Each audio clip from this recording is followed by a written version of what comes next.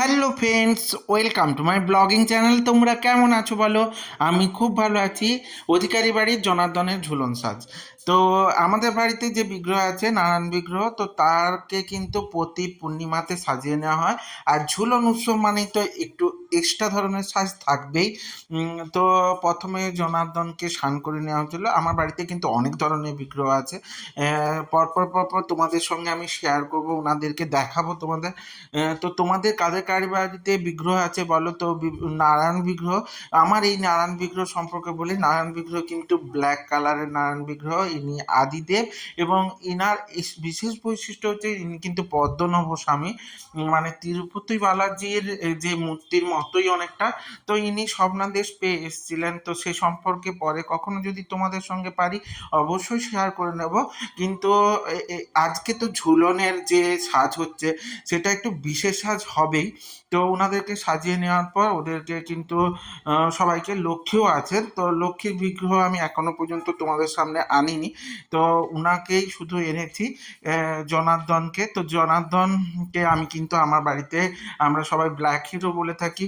তো ওনাকে সাজানোর জন্য প্রথমে কিন্তু ড্রেস পরিয়ে নিয়েছিলাম, এবং ড্রেস পরিয়ে নেওয়ার পর পাগড়ি বাঁধার সময় ভিডিওটা তোমাদের সঙ্গে আমি শেয়ার করে নেব বলে দিয়েছি। তো ওনাদের সাজের সময় বেশ সুন্দরভাবে ড্রেসটা করে নিয়েছিলাম। তো তোমাদের এই কালারটা কেমন লাগছে বলো?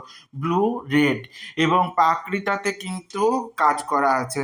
তার সঙ্গে সঙ্গে তো গয়না, ম্যাচিং গয়না চাই। তো সেক্ষেত্রে সাজানোর জন্য বসে পড়েছি, এবং পরপর সেট করে নিচ্ছিলাম। তো তোমরা কেমনভাবে সাজাও একটু কিন্তু জানাবে। তোমাদের সাজগুলো আমি জানতে চাই, এবং একটু নতুন নতুন কনসেপ্টে সাজাতে চাই। তো মেনলি এই সময়তে একটু নতুন নতুন সাজ পরাতেই হয়, এবং সেই জন্য দেখো ওনাদেরকে ভালো করে রেডি করে নিয়ে পাকড়ির জন্য দেখো এরকম মুড়ে মুড়ে নিচ্ছিলাম কাপড়টাকে। তো নিয়ে একটু সেই যে মানে রাজারা যেরকম ধরনের পাকড়ি পরতো না, সেই রকম একটু পাকড়ি বাঁধার চেষ্টা করছি।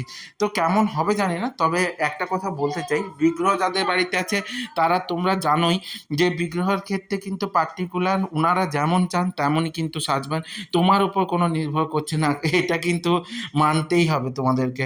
তো এক্ষেত্রে সাজানো তো প্রায় কমপ্লিট। তো আমার সঙ্গে এই ভিডিওগুলোর সাথে জুড়ে থাকতে গেলে অবশ্যই লাইক, কমেন্ট, শেয়ার করে দিতে হবে।